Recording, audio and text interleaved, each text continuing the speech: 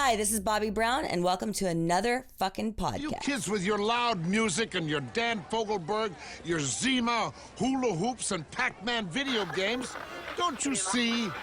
People today have attention spans that can only be measured in nanoseconds. See, son, old legends never die. They just lose weight. He's like a legend and an out-of-work bum with a lot of life.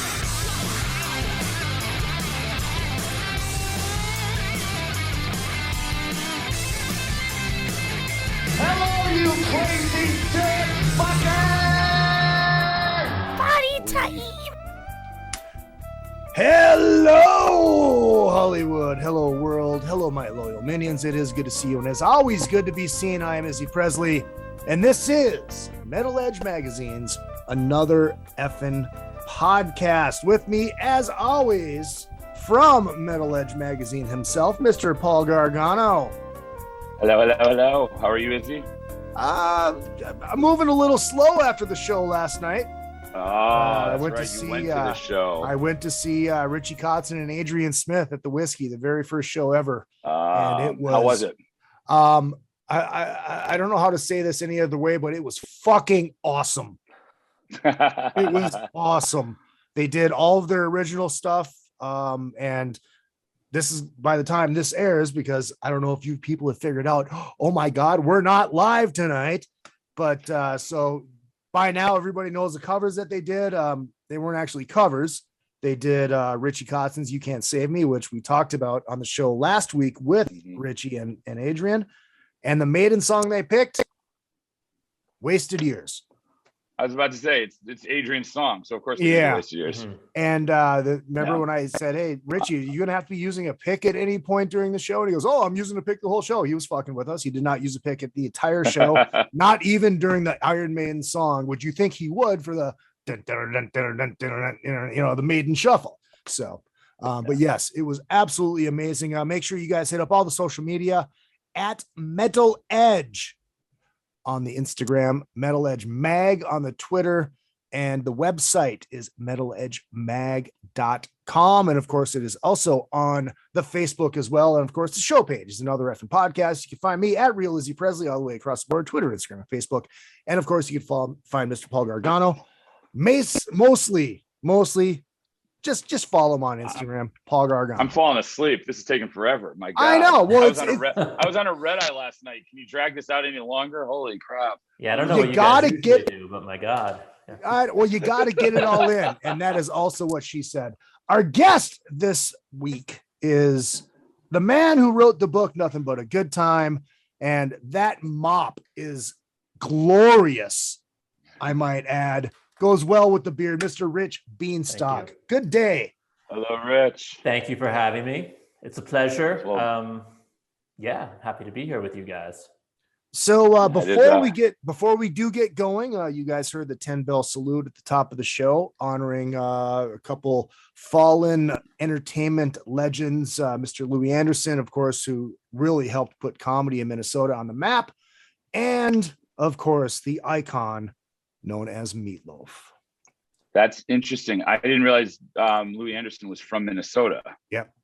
Because that's it. Like, so Louis Anderson's from Minnesota, where you're from, and Yep. Meatloaf, literally, I grew up like miles from Meatloaf. Like, he's literally, our towns had joined each other and shared a high school. That's how small our towns were. So yeah, so it's fun. Meatloaf from Connecticut and Louis Anderson from Minnesota. But man, we were on, I'm in a hotel. You can see by the glorious atmosphere around me. We start Shiprock tomorrow. So we were on a red eye last night flying to Galveston, and literally one of the guys I was flying with texted me from the back of the plane that Meatloaf died, and it was just gut wrenching at that point. I had a great Meatloaf story. I love Meatloaf. It's not even a guilty pleasure. I love Meatloaf. I think Bat Out of Hell's as close to a perfect album as there is. We've had the perfect album talks before on here, but I love that album for what it is. I had a great story about him though. I have a couple good stories about him, but one in particular, Paul Crook, his guitar player, used to be in Anthrax, as a lot of you probably know. Paul was Meatloaf's guitar player. Paul hit me up. He's like, hey, we're at the Wiltern tonight. Do you want to come to the show? This was in Los Angeles. So I'm like, oh yeah, I'd love to. So the seats he left me, it was probably a family section because there were a bunch of older people around me. And I'm a tall guy. I'm like 6'4". I don't want to stand up and block. I'm very conscious of the fact that I'm often blocking people, right? Mm-hmm. So I'm towards the end of the set, I was sitting down because everybody around me was sitting down. And Meatloaf comes out for the encore and he tells everybody to stand up. And I did not stand up. I was like, I looked around, there was like, older people around me. So I stayed sitting down and I'm looking down at my phone. I think I was texting my wife or something. I had a beer in one hand, texting my wife. And you hear, I said, stand up. And I'm like, I literally am texting my wife. He's giving people shit, blah, blah, blah. You with the fucking cell phone. I said, stand up. And I like lift my head up. And he's literally directly in front of me on stage, probably about 25 feet away, because I was the front row of the first raised section at the Wiltern. And he's pointing straight at me. Are you going to stand the fuck up or am I going to have to come out there and kick your ass? And I was like, oh, that's amazing. Okay. So I put the beer down and I stand up. He's like, was that fucking hard? Okay. So then he goes into the encore. So after the show, I'm backstage with Paul Crook and I'm very good friends with Meatloaf's daughter, Amanda. Amanda comes back and she's like, hey, my dad wants to meet you. Want to come hang out with my dad? And I'm like, yeah, sure. Cause we're all friends. And she talked about me before to him and stuff, whatever. So we go into the dressing room and he's back there. He's hooked up to like oxygen. This is like minutes after the show. Yeah. And he's in there and he's sitting in his chair. And I go, you don't have to get up. And he's like, I didn't fucking plan on it. I mean, these guys just so amazing. I didn't fucking plan on it. And we start talking and he's like, I wrote something about him back way earlier. And he was like, that's one of the best things that was ever written on me. I really appreciate it, blah, blah, blah. And we exchange pleasantries, stories about his daughter, stuff like that. And then he's just looking at me and he's like, you look really familiar. And I'm like, no.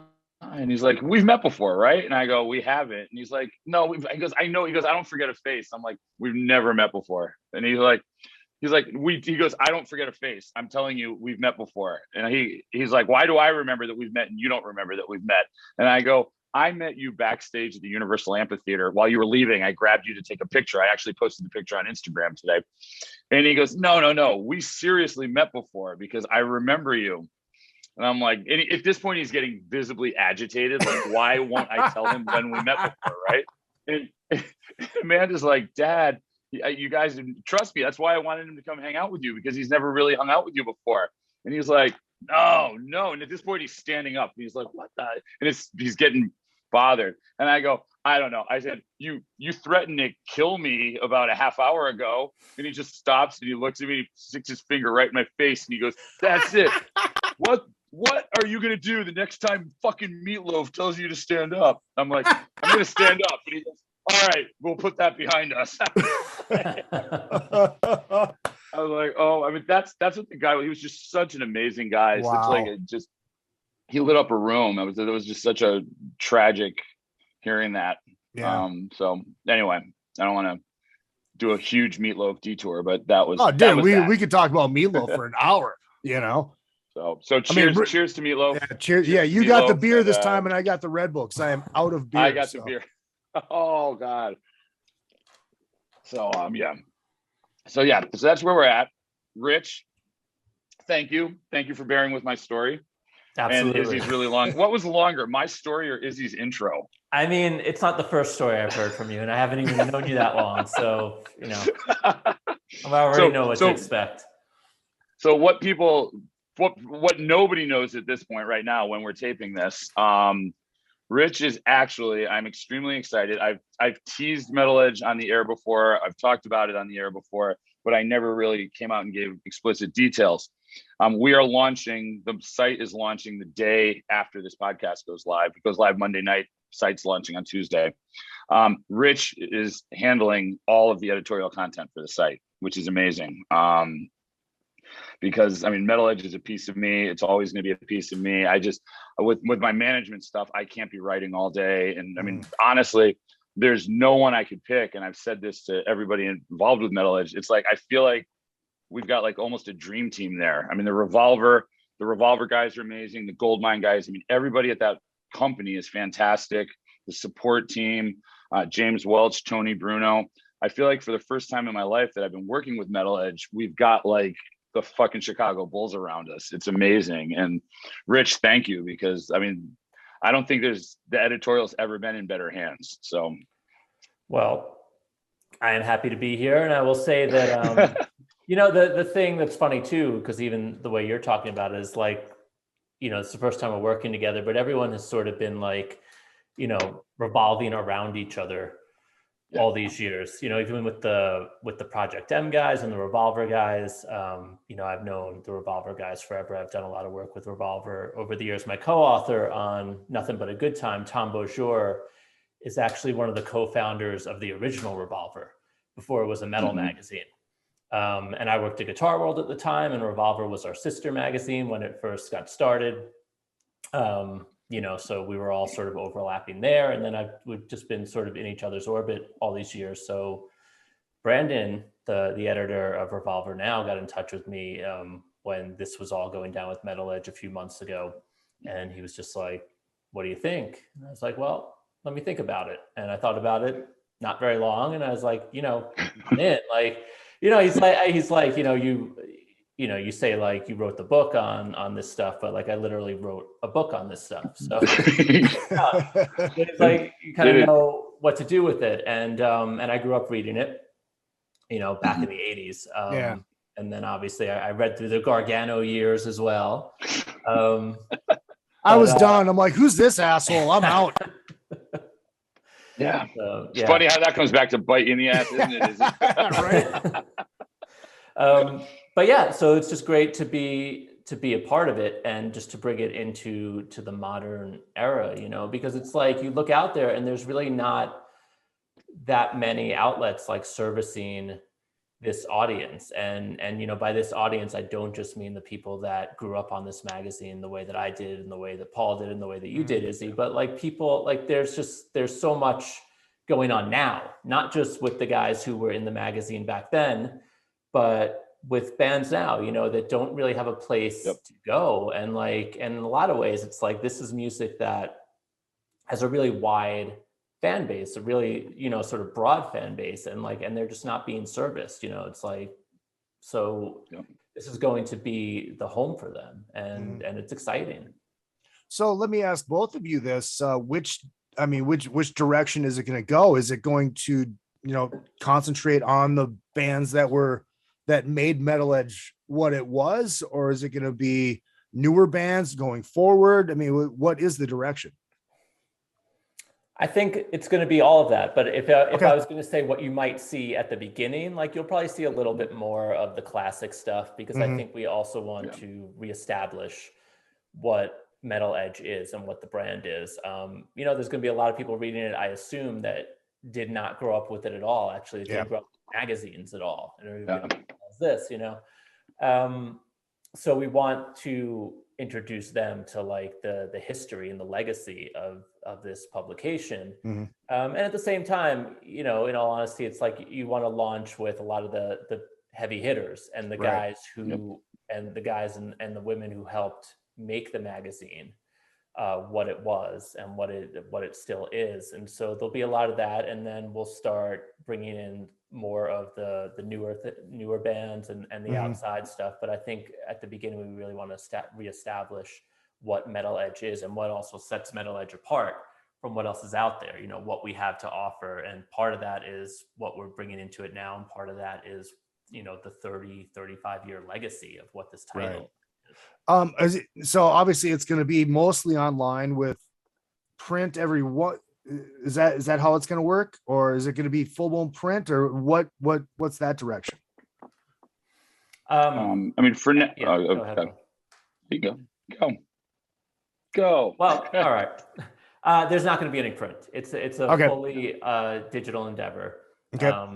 And I'll let Paul speak to that more as well. But in my mind, we're going to treat the website the way you would treat a magazine. So it's not going to be a website where you just go for like quick hit news and like tour announcements and this and that. It's going to be heavily reported, in-depth articles, interviews, histories, looking back, and current events, of course, some news, but we're going to treat it the way that you would in a magazine. But we also have the added bonus of being able to do that stuff every day instead of once a month or once every other month, and really just go deep on the things that we want to go deep on. Yeah, especially if there's a great interview on a certain podcast that we're on, oh shit, there's news there. We can print that right now. Yeah. If you know of any Perhaps. podcasts, let me know. Let me know. Yeah, it's called Three Sides of the Coin. But yeah, it's the climate has definitely changed. There's the door is open. I know a lot of people have been asking about reprints and old vintage magazines, stuff like that. It's definitely, the climate's changed. All you have to do to know it is walk through a grocery store or a bookstore, wherever it is you would have usually bought magazines. They just don't have as many anymore. And it's so to try to do a magazine right now would be just futile effort. We can just light money on fire and it would be easier and more fun to watch. The website, Rich has got so much content up there already that I've seen. Plus we have the archive stuff. So there's going to be a lot of 1986 interview with Stephen Piercy, and then you also have a 2021 interview with Stephen Piercy. We're going to try to do a bunch of fun stuff on Shiprocked with people, and just stuff that basically you're going to see that print magazine that you're used to. You're going to see most of those elements online, and we're going to be able to bring the content that way. Okay. And then maybe special issues down the road, stuff like that. Who knows? Yeah. It's if you look at what Revolver's doing, honestly, Brandon has just done with the digital, where Revolver's at right now. They've done an amazing job, and Brandon's been a really good resource for us going in, because Revolver kind of paved the way for what we're doing. So in a lot of ways, they made it a lot easier because that template is there. We're obviously a different form of music, and we're our own site, but they've had a lot of success. So if you look at what Revolver's doing, it's probably as we evolve, we'll get into some of those territories too, special issues, stuff like that. But for now, it's just going to be a website we want people to know they can come to every day and waste a lot of time at. There you go. Well, and then you have that special year-end edition with the Izzy Presley top 10 records of the year. It's that simple. It's not like that's just the Izzy Presley edition. Yeah, the Izzy. It's not like he was, wasn't the sports and music director for RX Magazine for fucking 8 years.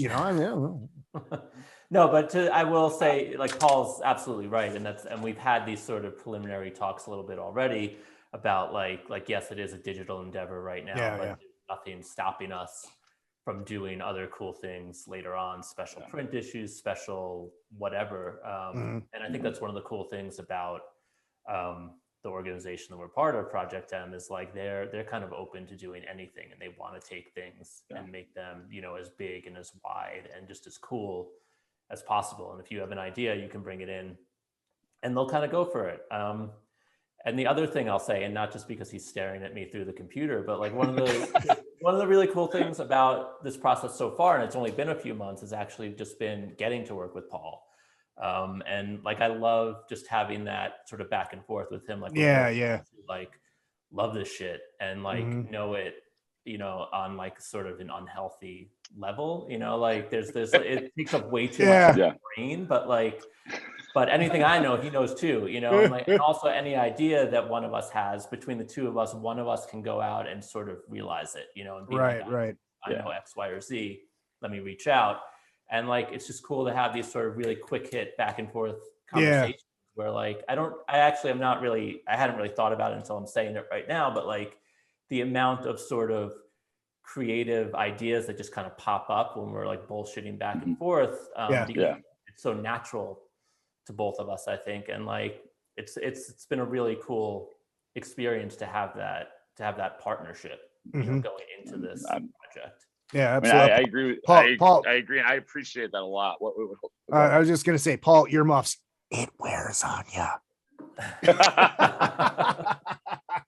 Of course, I bust balls. Oh, Izzy just gets mad because I actually copy edit his covers when we do the podcast. Because if I didn't copy edit his covers, it would say our guest is Richard Bienstock, Beanstalk, and it would say that the date the episode is November of 2019. So that's yes. Well, see, and that's why I've started just say, Paul, you write the stuff. I'll just copy and paste it and throw it down. I don't get in the way of your Sebastian Bach imitations. Don't get in the way of my editing. I want to hear that before the dude, what do you mean? Dude, can we just talk about Kiss? But I do what Rich was saying. I agree completely. And it's just so, I think the other thing that's really healthy that I've never had before at Metal Edge, I mean, when I went into Metal Edge relatively young, and Jerry was the editor at the time, and Jerry and I never really had a supportive back and forth relationship. We were like extremely close friends, but it wasn't like we would sit on the phone and brainstorm on how we could put the best magazine together, balanced properly. At times it was actually tense because she'd get mad at me because she'd be like, every band's playing at the Key Club and I'm going to cover all of them. And I'm going, well, I want to cover Manson and Korn. And she's like, we don't have room for both, pick one. And it was always like, there was always this like level of back and forth headbutting between the two of us because she saw me as a threat.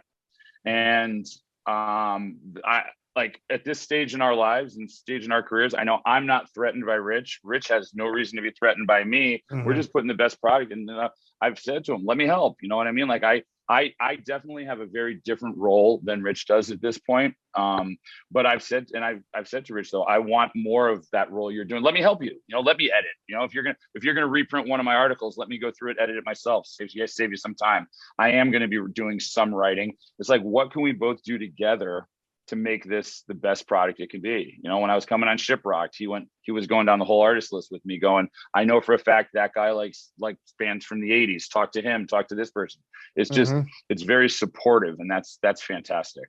Hold on. It's a lot when you're one person. Ladies and gentlemen, breaking news. This will be on Blabbermouth on Tuesday. Paul Gargano claims that Jerry Miller was trying to hold him back, ladies and gentlemen. All right, cool.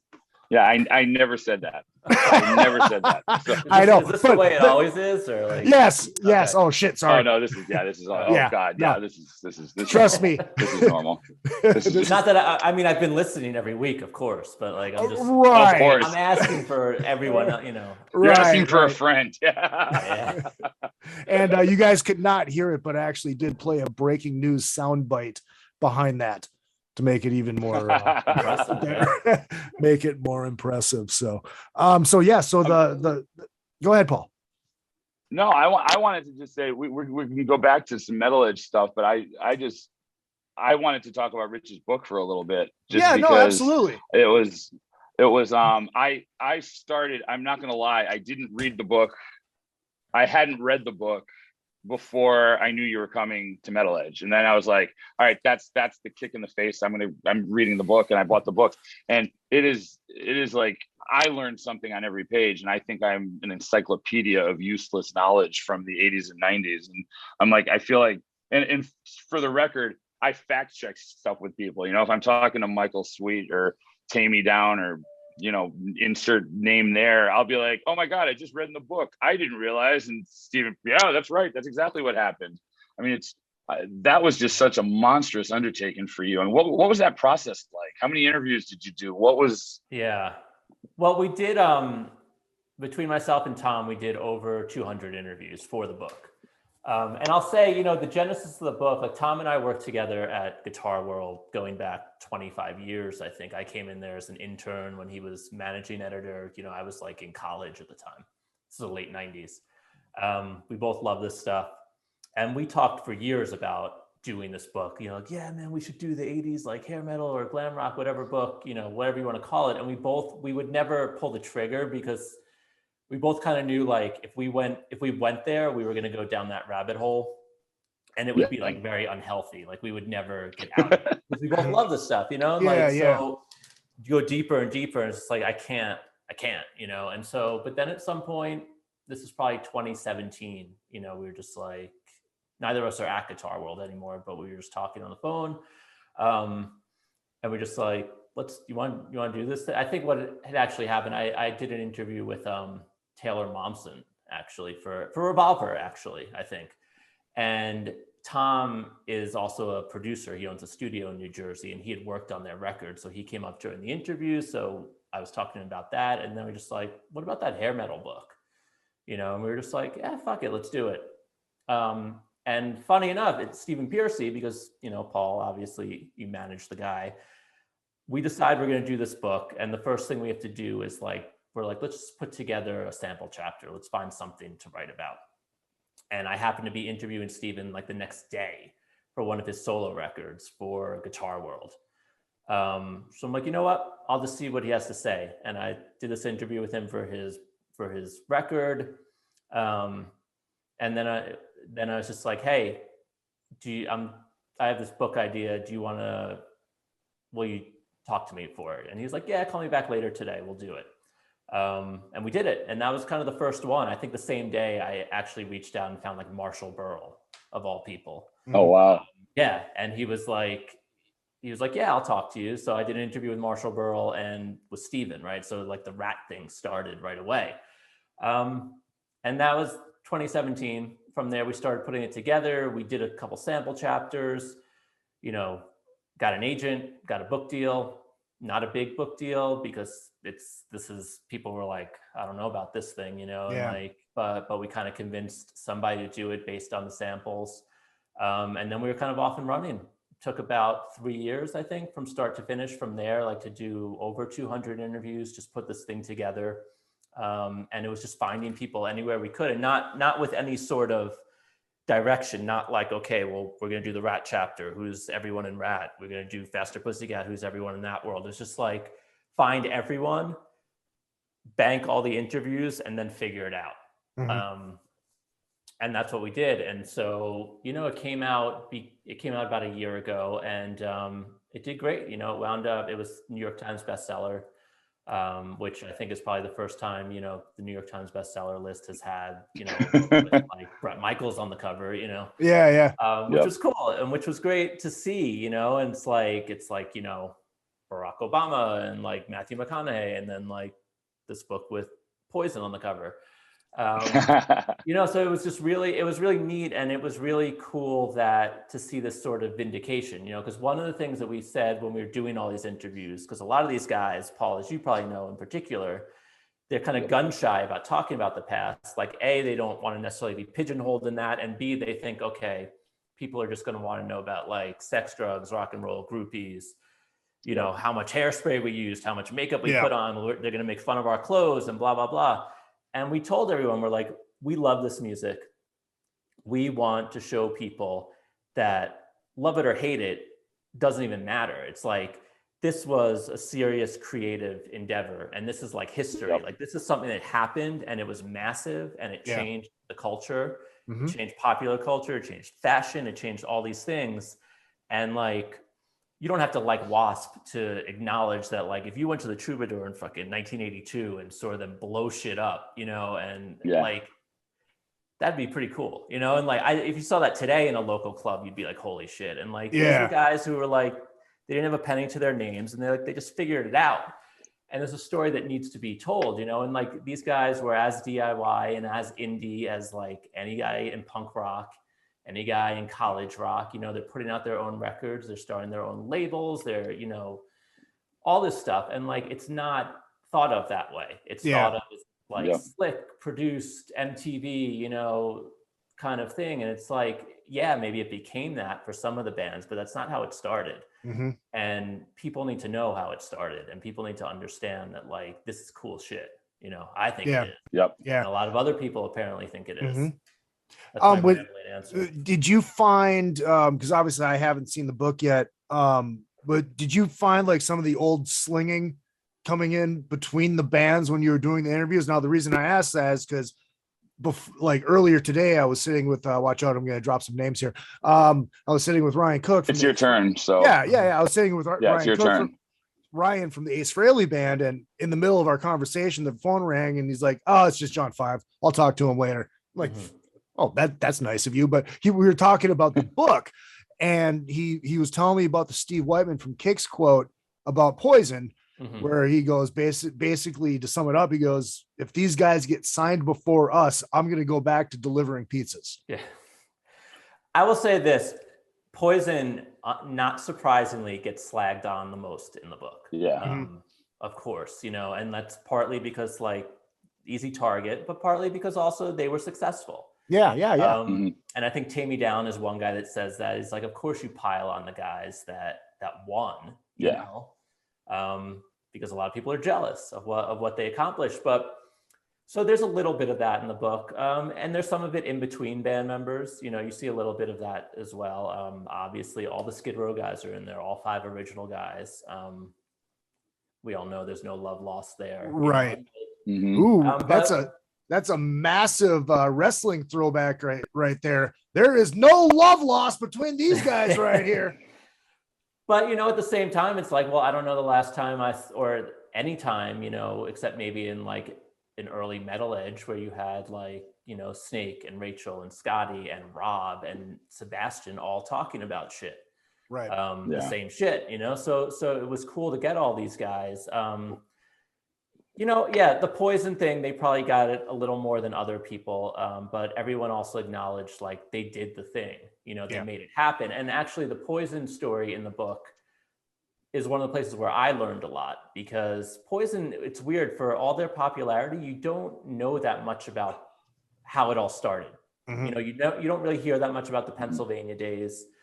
You hear a little bit about like Slash trying out and CC getting the gig, but you don't hear that much about it beyond that. And so we really dug in there, and you hear about them coming out from Pennsylvania, and the way that they're living is just in complete squalor and filth. They actually take over Ron Keel's apartment, and it's a real shithole, and it's in a really bad part of LA, and like there's just like robberies and shootings, and the place is filled with cockroaches. Like and Ron Keel's in the book too, and he's just talking about this place. He's like, you don't want to go there, and you don't think of Poison as living that way and really toughing it out. You see like, on stage it's Silly String and balloons, and I'm Ricky and I'm Cece and I'm Brett, but like they're going back and they're living pretty hardcore. And we actually dug up also Matt Smith, the original guitarist. Oh, wow. Yeah, we found him and we interviewed him. He's in the book. And, a lot of the perspective he gives is like, look, he had reasons for leaving and going back to Pennsylvania and not sticking it out. He had a pregnant girlfriend. But like, I think what it came down to also is that like, he couldn't hack it. And I don't mean that in a derogatory way towards him, but like most of us wouldn't have been able to hack it. Like it was a hard way to live. Yeah. So some of those stories about those early days, because we look at these guys now like they're rock stars, and it's just like you read some of these stories about, and I'm sorry, I don't care what any band today wants to say. I don't know of a single band that came up in, let's just call it my generation of Metal Edge, as opposed to Jerry's, or any of these bands today that basically, if they can afford Pro Tools, they could have a band. Nobody went through what these bands went through, living in shit with the junkies outside their window. And like it's crazy. I mean, they went through a lot. They really did. Well, and I think living like that, fuck, there's that classic story about GNR living in a fucking storage unit. And so like the people don't live together anymore. Bands don't live together. These guys fucking live together. They were together all day, all night. They'd go work their shitty jobs, but they were always together. And I think that, I think that goes a long way as far as camaraderie and gelling. You know what I mean? Yeah, it is like it's a full commitment, Yeah. And one of the things Tom and I would say to each other, because we're also both musicians, we spent a lot of years in bands, different levels of success, but touring and like, and I've played with bands. We played with Twisted Sister and Brett and like all these guys.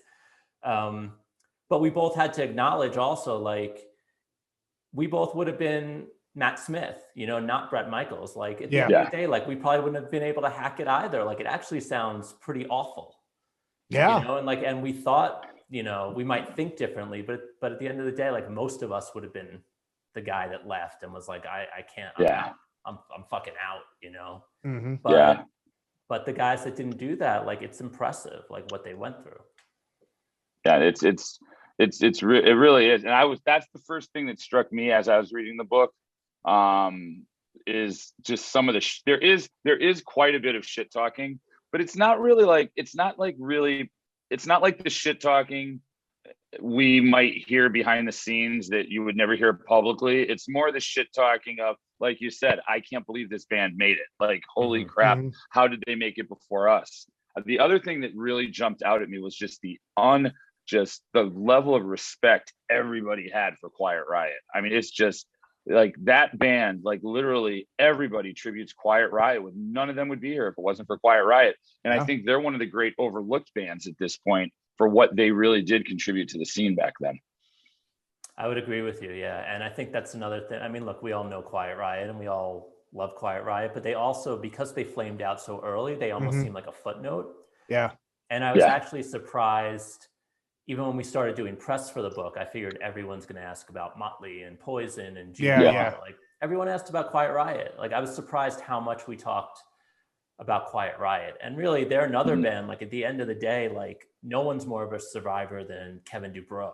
Like, he had so many years of shit, you know, and at that point he was also like a has-been, you know, because Quiet Riot obviously had the 70s thing. Yep. And then he loses Randy Rhoads, and then like he's back to just playing, you know, shit gigs. He's got his band is Dubrow, like he's getting he's older than all these guys. Motley's coming up, Rat, all these guys, and like like those years, like 1980 to 1982, like must have been like terrible, you know? Yeah. But then he comes back and he kills it, you know. They have a #1 record, and I mean, that guy is a survivor in a way that you look back on it again, like most of us would not have stuck it out through all of that. Well, and another band that you look at like that too is, you know, Twisted Sister. A lot of people can call them the East Coast Quiet Riot because they had been doing it forever. Then all of a sudden hit Monstrous, and boom, they fizzled out pretty damn quick too. Sure. Was there any story that stuck out to you where like you just got off the phone, and you and I have talked about this? We talked a little bit on the air about it. I was complaining to Rich because I wasn't happy with an interview that happened recently. And it was funny. We were talking about how, you know, when you interview enough people, you have a vibe. You either have a great vibe or you have a bad vibe. Sometimes a mediocre interview is great, but when you have that great connection with someone and you do that great interview, it feels good. Like, can you think, was there anybody, I'm not going to ask you if there are any shitty ones, because that's not a fair question. Everybody has bad days. But were there any really great interviews where you were just like, wow, I had no idea that that was going to go as well as it did? I mean, I would say there were a few guys who were really great. And, you know, some of them I kind of knew would be great. Like, well, I mean, obviously you have the big guys that you're just happy to get them involved. And there's all those guys in the book, you know, so we're happy with them. But on sort of other levels, a guy like Stevie Rochelle, who, you know, I'm sure you guys both would not be surprised to hear is a great interview. Right. He remembers like everything down to like literally the day, you know. He's like, I moved to LA on January 2nd, 1986, you know, whatever the fuck I got my plane landed at 4:32 p.m. It was 7 minutes late landing. Right. And then I went immediately to the Troubadour and I banged a girl behind, you know, in a dumpster, like behind whatever. Like, he tells those types of stories. But he fills in so many details, you know, not just about his own band, but about the Strip and about everything. I mean, we have a whole chapter on Flyer Wars, and there's all these guys are involved in that chapter. But Stevie is great because he'll tell you how many flyers they put up and how many posters and how much glue they used, and he really fills in all the details, and it's great. Like, it really is helpful. Another guy, and Paul, you won't be surprised to hear this, was Tammy. Tammy's awesome in the book because Tammy is just Tammy, and like fucking Bubba. Yeah, there you go. But fucking Bubba, I'm walking down the fucking Sunset Strip, Bubba. All right, sorry. Anyways, but he is like the living embodiment of those Faster Pussycat records. You know, dude. Everything that Faster Pussycat exudes in those songs is like, that's the dude he is, and he, you know, he just tells you the way it was, and like he knows a lot of what he's saying I think at some point he stopped himself because he's like, I don't want to have my Harvey Weinstein moment, you know? Yeah. But he lets it go pretty far because he's like, because it's just what happened, you know? And like, he's not ashamed of it. He's not embarrassed. And like, his perspective in the book is great because he's totally unguarded, but he's not doing it just for the sake of like being shocking. He's just like, if he's like, you ask me a question, this is the answer. So those are two guys that I personally love. Yeah. The thing I love about Tammy, and I always, I just, to me, Tammy's glam rock Lemmy. That's basically my take on Tammy. I'll give you that. Yeah. Was there anybody that really surprised the hell out of you about the stories? Because like one of the most impressive interviews I did from people from that genre was Pat Fontaine from XYZ. That guy had stories. I mean, even Stevie reached out to me and goes, "Holy shit, I didn't know any of this." Did you have any moments like that with anybody that you didn't expect to? I'm trying to think. I mean, yes, but of course I'm just drawing blanks on all the people right now. I mean, I would say some people that really gave great perspective that they're just things you don't know because why would you know them? Or like, right. For instance, I don't know if you're familiar with Fleur Thiemeyer, she's a costume designer. Yes. And she did a lot of Kiss stuff in the 80s. She did all the White Lion stuff because she also was married to Mike Tramp at the time. And she made her name in the 70s with like Rod Stewart, Olivia Newton-John, all these people, but she did a lot of the 80s stuff. She did Motley for all the Shout at the Devil stuff. So she, all those costumes that we all had on our bedroom walls and everything, all the Shout stuff, like that's all her. And hearing the stories about how all of that stuff came to be, like she had stories about, the guys in the band coming over to her Santa Monica apartment, sitting on the floor, and like she'd give them printouts of each of like drawings of each of them in their costumes, their Shout at the Devil costumes, and have them like color them in and say like what color they wanted the belt to be and what color they wanted this to be. And we have some of those original sketches in the book. Wow. It's like Nikki's original Shout at the Devil sketch that she did, and Nikki colored it in, and Nikki wrote little notes on it about like what he wanted and like things that should change and all that stuff. And so like getting that sort of curtain pulled back type of thing on something that, in my mind, like any of us could probably sit down and like sketch Nikki Sixx's Shout at the Devil costume, like right now, just from memory, and then you hear about how this stuff came together, and like little pieces like that are not so, I guess, exciting to some people, but when you grew up with this stuff and it's always been a part of you, and you're like, oh, that's how that happened. So I thought Paul had something to say. He had a very disturbing look on his face. I have the look on my face because I'm responding to a text message very quickly. So sorry, my apologies. You got to call my shit out, huh, Izzy? Every time it's like, should we let the awkward silence go on longer? Or is he going to say something? I've always got the multitask thing going. Yeah, but how I'm stunned by the way you wrote the book, because when I started, I'm not going to lie, when I started it, and I'm like, this is weird, because you'll just have the way, for those that haven't read it, and God, it's one of the most easy to read books, and it's so well put together, and I can only imagine the painstaking detail you guys had to go through, because it's quotes, it's not written in prose, so it's not like Rich and Tom filling in the blanks as they go along. It's literally written in quotes, but it'll be Kevin DeBro, CC DeVille, blah, blah, blah, Tracy Guns, and all the quotes as you read them tell the story. And it's just like, I can't even imagine the hours you put into finding the quotes and sequencing them the way they're sequenced to make that story tell itself the way they did. I mean, what was that process like? Yeah, I mean, that, at the beginning, we talked about, are we going to do an oral history or are we going to write this thing?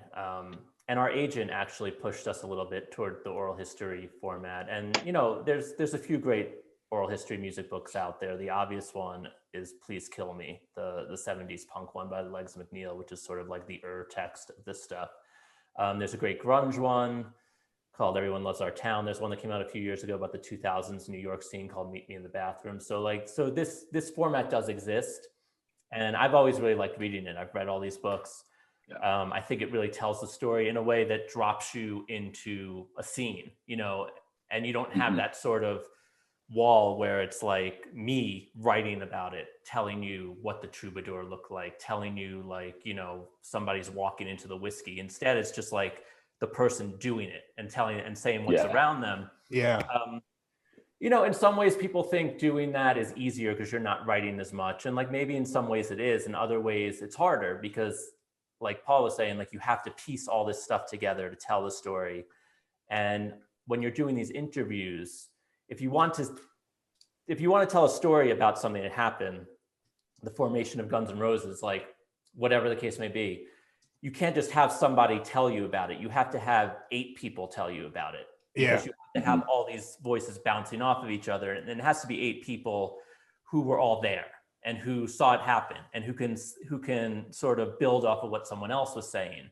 And if nobody says it, then you can't have it in the book because I can't write it. So it's like if somebody is not really talking about something, we have to find someone that will talk about it because we can't just say like, oh, by the way, this happened. And now somebody's going to tell me about it. So it's like, so it's all these other pieces, but at the end of the day, we just felt like there's so many great voices here. Like if we try to write it as prose, all we're going to be doing is trying to get out of our own way and get in as many quotes as we can. So away with that, let's let everybody tell the story. You know, they were there, you know, and they'll just drop you into a scene and then we'll just pull you into another scene. And through doing that over and over and over for 600 pages, like you'll get the whole story. So basically what it sounds like is this is basically a done documentary transcribed it out into a book. Yes, and it's actually being turned into a documentary. See, I was going to ask that question. So all the interviews, there was video for the interviews. No. Oh, okay. We'll have to do that all again, but it is in the process of being, you know, developed for a docu-series. And as far as that goes, one of the best music documentaries I've ever seen is What a Long Strange Trip It's Been. And I know this is completely off genre for us, but the Scorsese produced Grateful Dead one. It's on Amazon Prime. And even if you I hated the Grateful Dead when I went into that. And anyone that knows me well knows I love the Grateful Dead. And this is all like a 3-year development. But it is literally that. I learned so much about that band, and it is a documentary that was done without any video interviews. Really, it was put together very well because they didn't have those interviews back in the day. So it can be done without it if you wanted to. But it's also with a lot of these artists, it's probably easy to go back and get them to do video interviews now too. Right. I think so. Yeah, I'll probably have to ask you to. I'll be like, it was interesting because Steven, but it was interesting because I did over COVID, I wrote a book with Perry Farrell, and exactly what you were saying about getting in your own way. When we sat down and we started talking about the book, Perry wanted me to be a secondary voice. So he basically wanted his story, but then he wanted my perception of his story to balance out his story, because he's like, I can say it, but that doesn't mean people will believe it. So if you come in and corroborate it, that actually adds a level of validity to what I'm saying. But as we started going through, and I have like on my phone, because I use my phone as my tape recorder, I've got like over 100 hours of interview with Perry. And what you did is kind of what I had to do too, because every interview we would jump around. So then you got to take all this interview, transcribe it, and then reassemble it in a way where it's in order as you're writing, because you're like, wait a minute, he talked about his relationship with his father on another, and you gotta find it, and you're putting everything in order. And it's funny because as we evolved, the exact same thing happened. We just went, I'm like, Perry, it should be from your voice. That's what makes it special. Make it about your voice. And it's really not that much easier, because when you're a good writer, you could fill words. I mean, I could fill 600 words. Give me 4 minutes, I'll fill 600 words and you won't know the difference. But it's like, when it's almost harder to get that interview the way you want it in that other person's words. So it's, I appreciate what you guys went through. Yeah. I mean, like one example of a million would be like, we have a chapter on Moscow Music Peace Festival. And like, at the beginning of it, I just wanted to just explain this shit, like what it is, how it happened, and all that. But it's like, I can't do it. So it's like, so we had to just find all the bands who were there are in the story, but and Doc's in the story and all these people, but like they have to communicate what it was and why it happened. Yeah. You know, and, and you just have to do that over and over. And I'm sure the same thing. Did you find yourself going? Did you find yourself going back to people? Like I had the luxury of every day for 2 months, I went to Perry Farrell's house, sat at his dining room table, and we hung out. Like, so I could always go, hey, you know, we talked about something the other day. Let's go back to that for a minute. You don't necessarily have that because we know how Izzy, you know, we all know how hard it is to get somebody on the phone sometimes. Did you have a lot of going back to people and going, you know what, I got to go back to, it's so bad because all the people I'm thinking of aren't alive. I've got to go back to Bret Michaels and get more from him or something like that. Did you have a lot of that happening? We had some of it. You know, some of them, like you're saying, I'm not going to go call Sebastian up again. Like we got him. Yeah. He was great. Thank you, Sebastian. But some guys were really helpful, and we did go back to them a few times. I spoke to Tammy a few times. I spoke to Steven a few times. The Skid Row guys, Snake and Scotty in particular, were always available. So those are just those are a few off the top of my head. So there were some guys like that. I think I probably spoke to Stevie Rochelle a few times, like the guys who really had good perspective on the whole thing were the guys that we would go back to. And you know, and people were pretty open, you know, and another guy I have to mention is Tracy Guns, who I've had a long relationship with, and he was just awesome. And he was just totally open about anything, hooked me up with a lot of people. You know, he would send out a text to Ricky Rackman, he'd send out a text to Tammy, he'd be like, hey, talk to this guy, you know, he's legit. So we had a lot of that too. Is like, once you talk to someone, they'll set you up with 3 other people. You know, and you get that sort of third party qualification. So it was a lot of that too, but we tried to get as much as we could in the first interview, because you never knew what might happen after that. If you're gonna, were you able to talk to Jeff LeBar? We did have it. Yeah, we had actually all 4. Oh, nice. So we talked to Jeff, we talked to Fred, Tom's in there. Yeah. There's a few. One of the things that I've found interesting, especially going through, you know, back to Metal Edge a little bit, I'm just relating the two. We've been going through a lot of archive stuff. So I've been looking through a lot of archive articles. And one of the things that I find really fascinating is the perception you get from people when they're using or when they're drunk versus the perception from someone who's sober or when they are sober. It's something Tammy and I talk about a lot because Tammy's been sober for 4 years now. But it's like, did you find that there was a lot of like blurred lines in some of the stories where some of the people, or like for example, Nikki Sixx writes the heroin diaries, and it always fascinated me. Like, really, you were on heroin writing a diary? Like, come on. But like every day, every day, like shooting up and writing a diary. But it was like, did you find that there was like lucidity amongst people, or did you find that there were a lot of stories that didn't corroborate? Yeah, I would think a lot of that might have to do with drugs and alcohol. Yeah, both. And I would say to the former, we were surprised at how much lucidity there was actually because of the way these guys lived in the 80s. But everyone was shockingly clear-eyed, and actually most of the time the stories did line up, and we were like, whoa. And like a lot of times it wasn't because you asked them, but they would say something and you're like, holy shit, that's what the other guy said.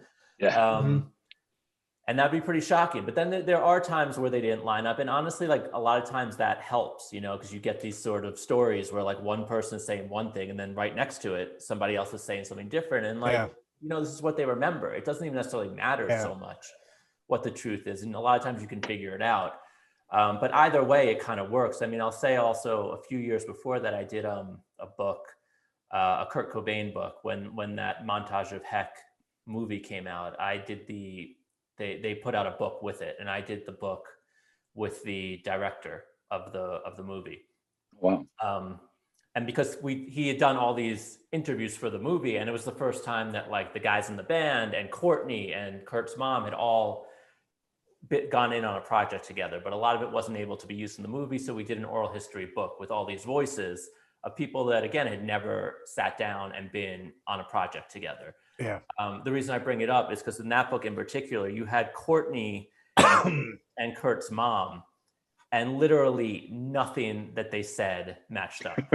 Like, you know, it was just like this, like any story, any incident. And that was that became a big part of the narrative. It's like, because they are just, they see everything 100% differently. You know, do you think maybe it's because I know you hear stories about people that they tell the same story so many times over the years, over and over, but it keeps changing. They don't even realize that it's changing. And they just still believe that it's exactly like it was when they started telling the story. So it's like fucking, what's that? Game of telephone, where it just keeps changing and they don't realize that it's changing. Yeah, there's that too. And then there's also the fact that they get exhausted by telling these stories, you know? Right. So it's like, you can't do this book without having the Motley guys or the Poison guys and all that. But you know who else is really interesting? It's like, you know, Bryn Bridenthal, who was Motley's publicist during Shout the Devil, and, you know, Rick Browdy, who produced the first Poison record and produced the first Faster Pussycat record, and like all these other label people, and, you know, D.D. Keel, who booked the whiskey. And it's like all these people that haven't told these stories a million times. Yeah. And so you get the big names, you get Nikki and Brett and all these guys talking, but then really you actually get a lot more of the narrative from the other players who are there, who have not been interviewed about it, and their level of detail and specificity, and like some of the shit they come up with too is like the best part, because a lot of times also they're like us, they're like the average Joes, like the normal people who are in the middle of this craziness. So like, you know, I don't know, you can talk to Tommy Lee about what it was like backstage at a Motley Crue show, but what's he gonna say? Like, that's been his life. Because it was the same every night for him. For 40 years or whatever. He's like, I don't know. Like, there was cocaine and naked chicks. Yeah, like he's not gonna tell you anything specific. Right. And more cocaine. Cocaine. Yeah. But you talk to the label guy because he's in the book, who went, you know, to one of the Theater of Pain shows in like Oklahoma City, you know, in 1985, because it was for work. And he tells you what the backstage scene was like through his eyes, because that was the one and only time he was there. And like, that's a whole different thing, you know, and that's what it would have looked like through my eyes, because I did not live that life every night. So you need to have Tommy and Nikki there, but you also need to have these other guys, or else it's not going to be anything you haven't heard before. And it's interesting, because the other thing, if you spend enough time around some musicians, and I find the older they get, and I don't mean that in a negative way, I think the older all of us get, for the most part, we accept who we are, we accept our roles. And I think Tammy's a great example. You know, Tammy's at a point where he just tells the story the way it is. Even Stephen Piercy can tell me the same, because we're doing a lot of archival stuff with Stephen right now. You know, and we're listening to music from like 82 and stuff, because we're looking at compilation stuff, and his stories never falter. You know, they're the same every single time. But I think I can also think of several musicians who, back when I was at Metal Edge, they know that they're the center of attention. They want to be the center of attention. And if they can sensationalize the story and get a better reaction out of you, they're going to sensationalize the story to get the better reaction out of you. And I think there's a bit of that that goes on. You know, as you're a storyteller, if you realize the story drops a little bit, you're going to sensationalize it so that people respond better. And I think some people lean on that more than others. Yeah. Yeah, I would say so. Yeah. But you know, it was just interesting, like how they tell these stories, and they really did seem like pretty authentic, you know, and like, and even I mean, it goes back to even, Paul, what you were saying just about, you know, doing stuff in Metal Edge, and you can kind of tell what state of mind all these guys were in when you were doing those things. I think now is a good time to do this book, because everyone's in a pretty good state of mind. Like, actually everyone's career is going pretty well. Everyone is sort of comfortable with where they're at. Tom and I talked a lot about the fact we couldn't have done this book in 1998. Right. Everybody was still really, you know, sort of sore about what had happened earlier in the decade. And like a lot of them were still trying to kind of be current, or like not, or, you know, disassociate from the 80s and all that stuff, understandably. But now it's just like it's come back around in a way. They know everybody just loves this shit, and it means a lot. Yeah. You know, people, whether it's nostalgia, whether it's people who grew up on it, whether it's kids now who love it that wish they had grown up on it. Like, these bands are playing to a lot of people. They're successful again. And not just about, it has nothing also to do with success. It's like people openly admit that they love this stuff.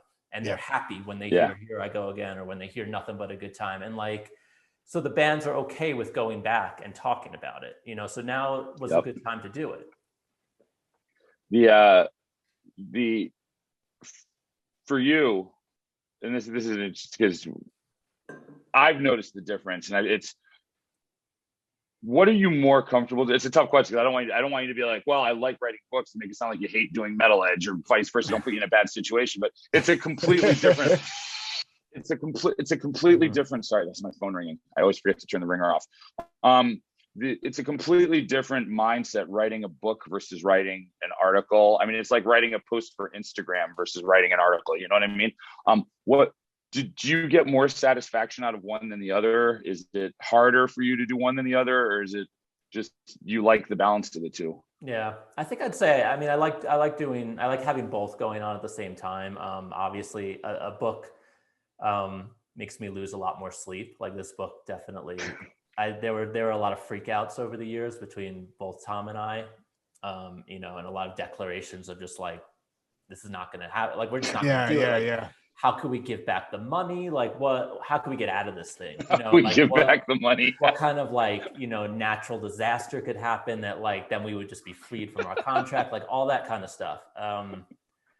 But, you know, the going so deep on a topic, like, I mean, Paul, you know this too, like there's nothing like that, you know, when you really get into it and like, and you just live it. And like, you know, you're not just living it for like a month, you're like living it for like, it's like all the time. It's like all you're in, and there's nothing like that. And I would say like, I definitely don't appreciate it while I'm doing it. Like while I'm doing it, I just want to get out of it.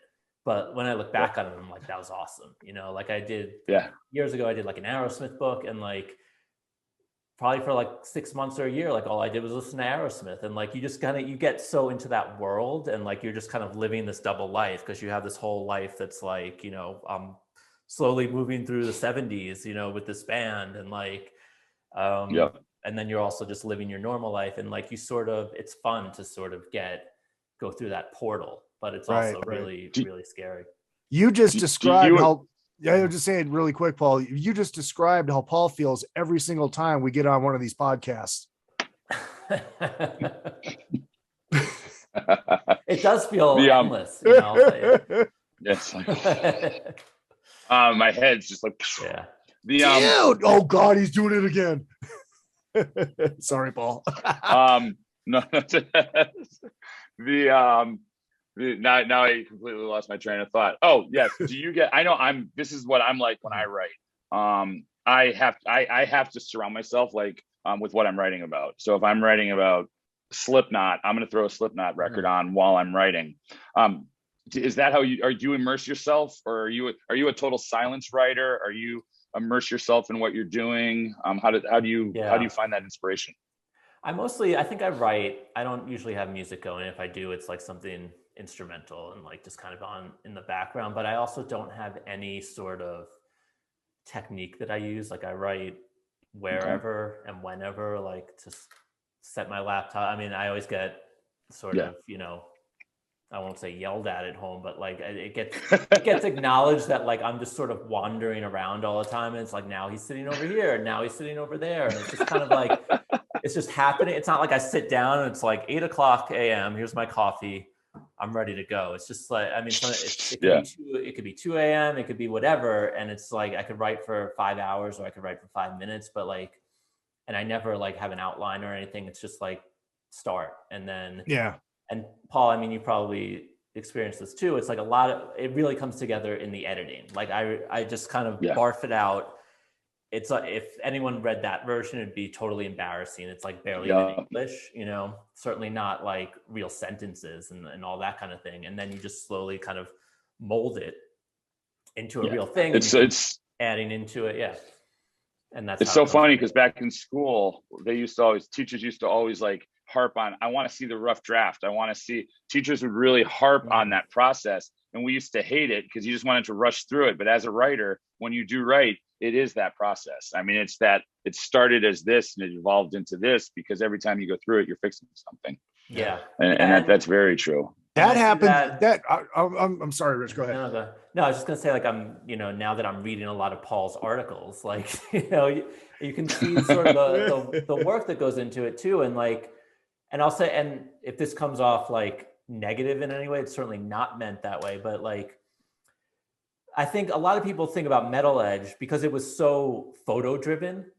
Like you think of it as like this photo magazine, but like one of the things I really noticed going back through all these issues is like the journalism in it is really great. And I mean, I actually think it's better than any of the competitors that were out there. And actually, certainly, it actually is more the case during your years, because it became much more of like an article driven magazine. Right. Like the features were much more in depth. We were talking the other day about one of his Slipknot pieces, because it's like this really great like long form piece, and like it's been cool for me to read all this stuff again, and more shocking actually, Paul, reading the early stuff like the Jerry Miller years, like especially in the 80s and early 90s, where you're reading this stuff, because I think about the magazine back then and all I really remember is all the photos that were up on my wall and like and all that stuff. But I'm just like, actually, like when it's these kind of things where she's getting on the phone with Vince Neil or like sitting down backstage with like Sebastian or whatever, like they're actually really like good sort of slice of life things, and there's actually a lot of information in them in a way that like I'm not going to start naming some of these other magazines that we all know were around back then, but I'm not saying they weren't good, but I didn't remember Metal Edge that way. And I was just like, these are stories that like people are going to want to read. Like like I'm learning stuff reading these things, and I thought I knew it all. And then again, and especially, and it sounds like I'm saying it again because he's staring at me really creepily. I'll stare at Izzy instead. But like that if I stare at Izzy, I won't be in as good a mood. Yeah, but that like stuff in the late 90s and early 2000s, again, like it's like Slipknot and System of a Down and Typo Negative and Pantera and all these guys. It's like this stuff is like great, and it's really long form and it's really well reported, and it's like all the guys in the band, and like you're really getting, it's not just like here's the new record and all that. It's like you're there with them. These are usually not, doesn't sound like phone interviews. It's like you're on the scene. And like, I just think it's not the type of journalism actually that you get all the time now, because nowadays, like too much is done over the phone and too much is done, I mean, obviously on Zoom. Like Metal Edge, like you get the sense of the hang that you don't get from one of the things I'll give you a little clue about not a clue, but it was interesting because what I used to do, I like to party. I like to drink, I like to hang out, blah, blah, blah. So I don't mean party in the Motley Crue 1989 way. I just mean I'll be the guy doing shots with I'll be the guy doing shots with Pantera.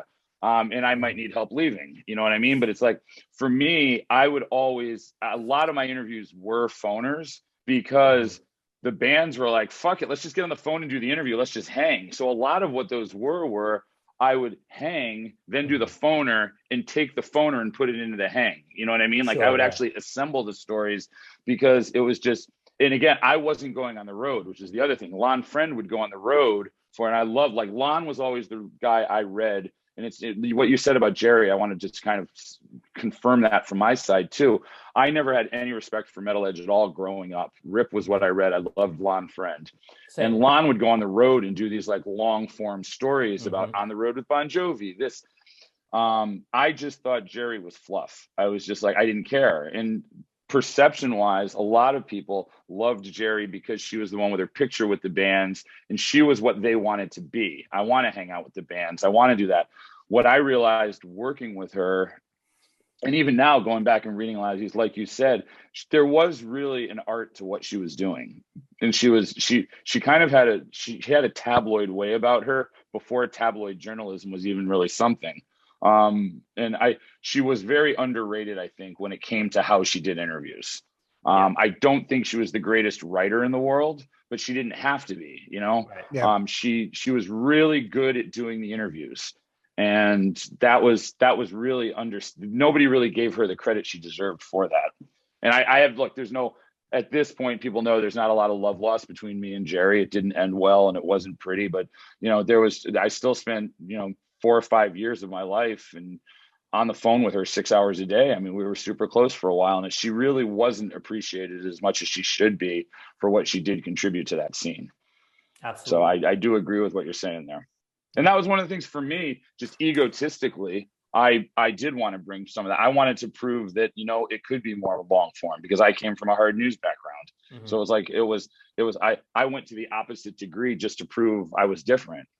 But it's I think a great thing about Metal Edge coming back right now is like Jerry, I really, my one misgiving is that she couldn't be a part of this. And I've said this before on the show. We asked her before she passed, like when I owned the magazine with Rob McDermott and Todd Singerman and Andy Gould, she was asked on more than one occasion to come back and do something with me, and she didn't want to do it. I really wish she would have had an opportunity to do that, so she could have had one last run through the glory, and let people really give her the appreciation that she deserved for what she did contribute to that scene. And I've said this before, probably not on this, but on other podcasts. A bit of this, honestly, I think of Jerry a lot, not in a bad way. A bit of this is I want to see her legacy live on, because you know what? If we don't carry the name of the magazine on, everything she did and contributed goes away. And it didn't end well for us, but I don't think that means she doesn't deserve a lot of recognition. And I want to kind of put that in a good light. And I think I appreciate that Rich feels that way too, because it is about the legacy of the magazine, but it's also about creating these same legacies for a lot of these younger bands. I want to see, and Rich and I talk about it, I want to see Lit in the Metal Edge website, on the Metal Edge website. I want to see bands like Lit in there. I want to see new bands. I'm looking really forward on Shiprock to seeing Aaron Jones. I've never seen him before, and I've heard a lot about the guy. It's like, what's the next era of bands that could be Metal Edge? That's like, I want there to be that, because that keeps the legacy alive for a new generation.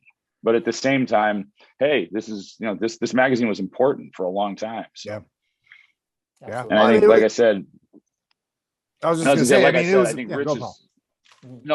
Rich is the absolute. I couldn't think of a better person. When Brandon mentioned his name to me, I was just like, God, stop. Just if Rich will do it, because Rich is the perfect person. He respects it just as much as you do, Izzy, as I do, as the fans do. And at the end of the day, I think what makes it special, the reason why we can do this podcast and the reason why we have fun with the guests that come on here, the bigger a fan you are, the more fun we're going to have and the better the podcast is going to be, because we love Kiss. We love 80s rock. We want to give, I don't give Izzy shit because I don't love him. Izzy's like a brother to me at this point, and we give each other shit all the time. But I'm going to give him shit because he likes Kiss without makeup. He's fucking stupid. I was very disappointed in you last night as I was driving you and your lovely wife to the airport. I was listening to Kiss Asylum, and there was not one peep about it, and I put it on just to get a reaction out of you. So funny story. So I'm Andrew Daw, who works at Universal Music and is really close. He was at Paul's birthday party last week. He's very close with the Kiss guys. He's instrumental in the reissues they're doing right now. We were in one of the lounges before the flight, and we were talking about all these Kiss reissues. And literally, he was talking about everybody gives him shit because they're like, "Oh my God, what Kiss reissue are you going to be doing again?"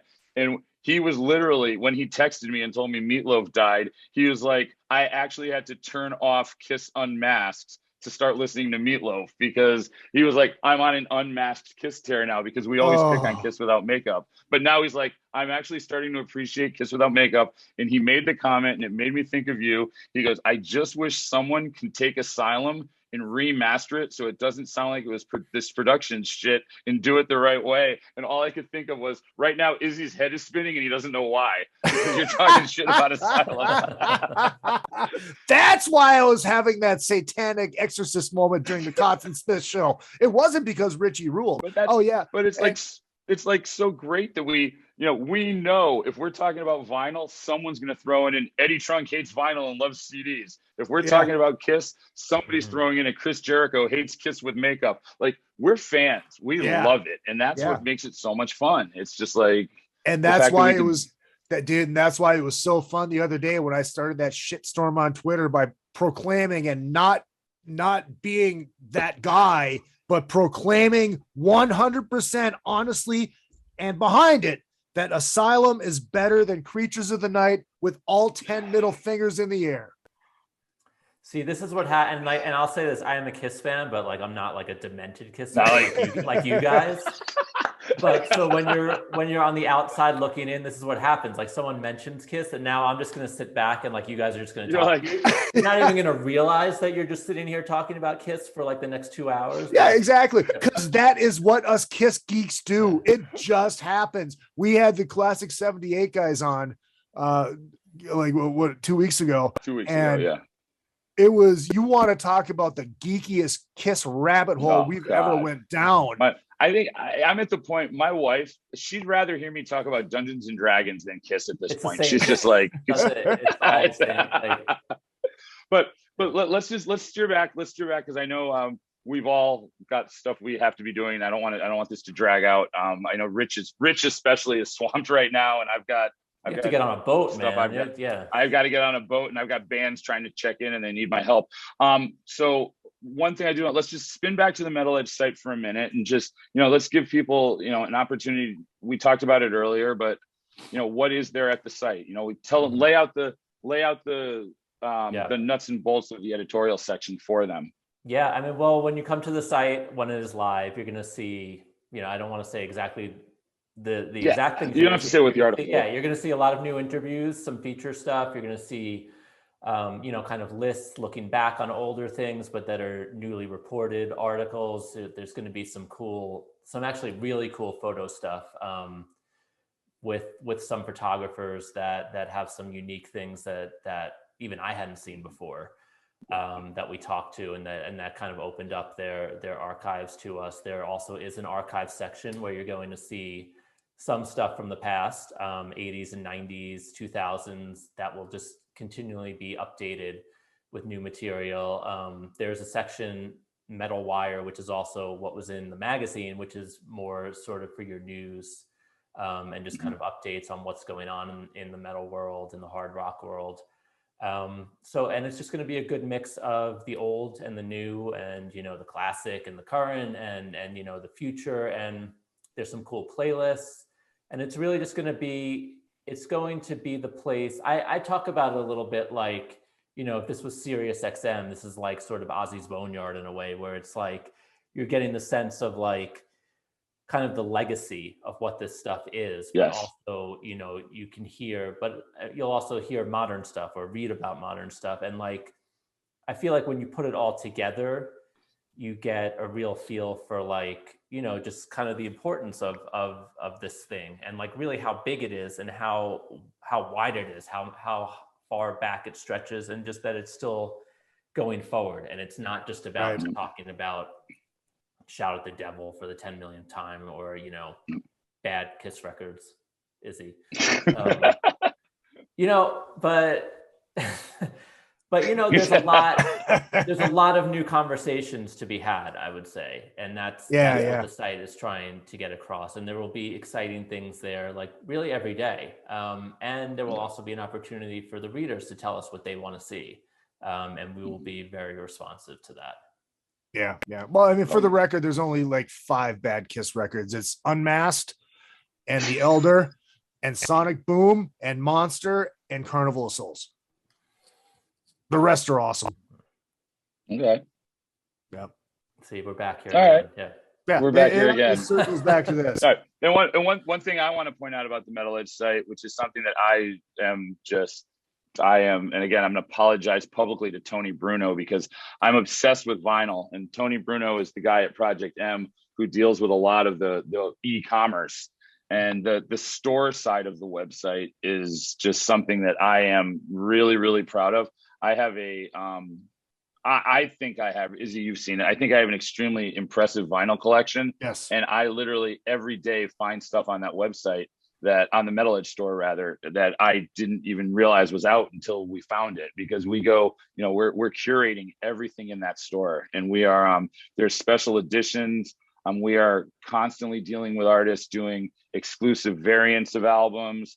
reprints of albums, things you just can't find anywhere else. And I mean, I've found things that I didn't even know were still in print because they're out of print, but they found them and they're on the store. And it's it's the store side of it is also an extremely impressive collection there. So yeah, you might want to just, on the variant talk, just don't talk about variants. Well, I will variants. say, I'm a big fan of variants. I love me a good, color variant, but yeah, I'm here on the editorial side, and like, obviously, I love this stuff, but I could not put together what Paul and Tony are doing on the store side. Like, it really is insanely impressive, and you have to be really sort of, geeky about this stuff to really. I mean that in the best sense of the word, because like, it has to be something that's like, you have to love this stuff to dig in and find the types of things that they're finding and create, and sometimes creating the types of things that they're creating. It's like filling a need. It's like giving you something you didn't even know you wanted, honestly, or that you even knew could exist. And like, you just come up with this cool stuff. And that's actually one of the more exciting parts about this too, is just like, because we've been having these conversations, like any idea of like something that you might want to see come into existence, like I could just say it to Paul or say it to Tony, and like they'll make it happen, Mm-hmm. And they come up with just crazy ideas, and like, it's cool to see that stuff.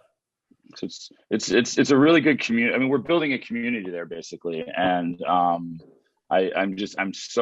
I couldn't be happier. I couldn't be prouder of just everything Rich has brought to the table. And I don't mean that in a condescending way. I just mean that in a holy shit. I mean, as far as peers go, I consider myself lucky to, call him a coworker. And it's just amazing to be able to be doing Metal Edge again, let alone with someone of his stature. So, I mean, Rich, thank you. And I'm looking forward to hopefully doing this for many years to come. And we'll hopefully also, for the record, you will be on here for some of our debate episodes. We will have. Oh, nice. Since you are the voice of Metal Edge, you will be here. That was not we won't make you come for Kiss. That was not in my contract. Talk to my agent. But you know what? It's in my contract. I don't have to write or edit. And so I'm still going to write and edit. So that's a choice. Do I have any autonomy in this situation? No, I'd love to be. I'd love to be on. I am happy to come back. Just not a Kiss episode. Just not a Kiss episode. Yeah, just not out of it, because like I don't want to be like the box that's just sitting there silent for 2 hours. Like, oh God, he's going off about Peter Criss's solo record and how great it is again. Oh fuck, here we go. See, even by the way, now like, this is the point where I grab the nearest sharp item and drag it down. But all right, so Rich, again, I thank you. This went a little longer than we had hoped to, but thank you very much. Absolutely happy to be here. And again, I can't. By the time this comes out, the site will be live. Hit us up on socials. Let us know what you think. Let us know what you want to see more of. Let us know what you miss. Let us know how we're doing, and we'll build from there. All right. Well, let me hit the outro music. Boom, boom, boom, boom. This has been Metal Edge Magazine's Another Effing Podcast. I'm your host, Izzy Presley, along with my illustrious co-host, the Metal Edge Man himself, Mr. Paul Gargano, and our guest, the Mr. Metal Edge Man himself, Rich Bienstock. Check out his book, Nothing But a Good Time. It is available anywhere that you can buy books. And, I mean, because we are pre-recorded this week, tomorrow, yes, the site launches, metaledgemag.com. That would be, what is, so today, the 29th. It would be the 29th of launches, correct? No. Yes. I say like. Oh, no, that's a week longer. Never mind. Yeah. I just looked at the date. 25th. The site launch. On the 25th. I'd have to redo that part. I would say that it might be Wednesday, too. We're not. Okay. Yeah, just Wednesday. Tuesday. Let's just do Wednesday. And also something special about this week, the Izzy Presley show is relaunching, and first guest is Vinny Tortorich talking about his new movie called Beyond Impossible. And I just confirmed that Brian Forsyth from Kicks, who is also no sugar, no grain, all he eats is meat, will be joining us for the show. So check that out. On behalf of Paul Gargano and Rich Bienstock, my name is Izzy Presley. And you took the words right out of my mouth. I just when you were kissing me.